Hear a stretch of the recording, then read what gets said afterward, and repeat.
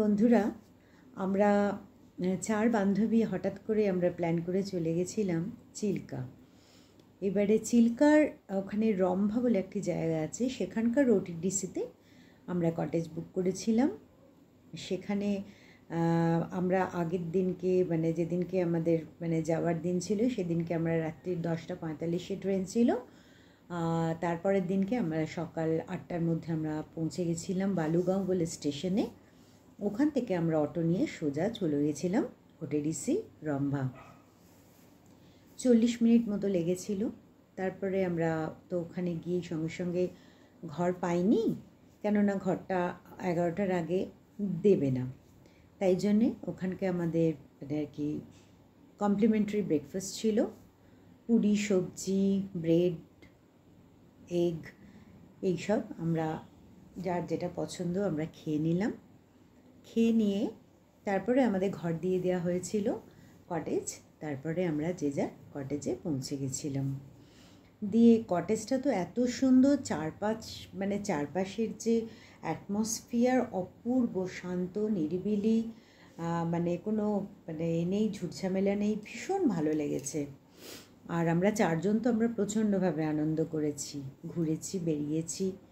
তারপরে আমরা তো ঘরে ঢুকে তো আমরা এত বড় বড় ঘর, আমরা দুজন চারজন গেছি। যাই হোক, খুবই ভালো লেগেছিল আর কি। ভেতরে চা করে আমরাও খেয়েছিলাম। তারপরে যা অর্ডার করছি মোটামুটি ঘরে এসে দিয়ে যাচ্ছে। তারপরে কিছুক্ষণ রেস্ট করে আমরা পৌঁছে গেছিলাম তারাতারিণীর মন্দির, যেটা অনেকটাই ওপরে। সেটা হচ্ছে আমরা কেবল কারে চলে গেছিলাম। তারপরে তো ওপরে উঠে দেখি, প্রথমেই দেখলাম আর কি আমাদের দর্শন দিল হচ্ছে হনুমানজি। প্রচুর হনুমান, দেখেই ভয় লাগছে, মনে হচ্ছে গায়ে ঝাঁপিয়ে পড়বে, কিন্তু তবুও খুব ভাল লাগলো জায়গাটা। ওপর থেকে নিচটা তো এত অপূর্ব লাগছিল, দেখে মন ভালো হয়ে যাচ্ছিল। দেখুন কত মাদুর। যাই হোক, আমাদের তো তারাতারিণী মন্দিরটা আমার ভীষণ ভালো লেগেছে। আমরা ঘুরে ঘুরে ভালোভাবে ছবি তুলেছি।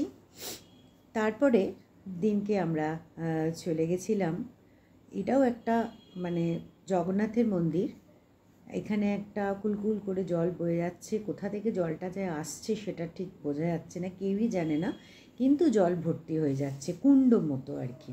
গরম নয়, কিন্তু ঠান্ডাই জল, কিন্তু কুণ্ড মতো। প্রচুর লোকে চান করছে, জল নিয়ে বাবার মাথায় জল ঢালতে যাচ্ছে।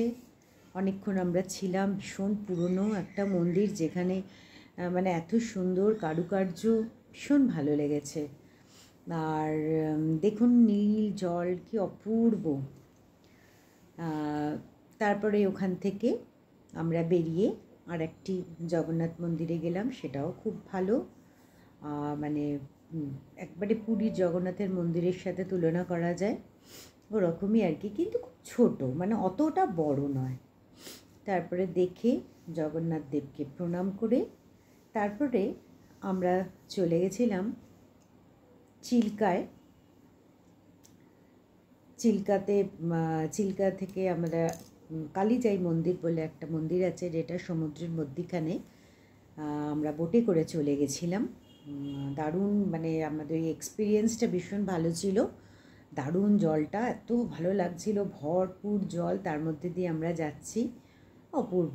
তারপর আমরা একটু ফটোশ্যুট করে নিয়েছিলাম বান্ধবীরা, চার বান্ধবী। এরকমভাবেই আমাদের দিন চলে গেল।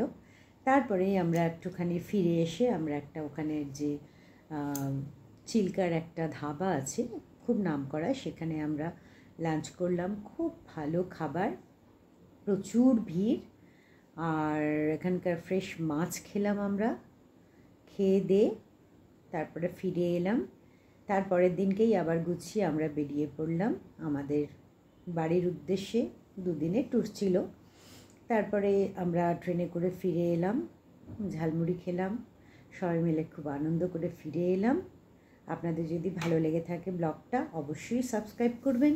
আপনারা ভালো থাকবেন।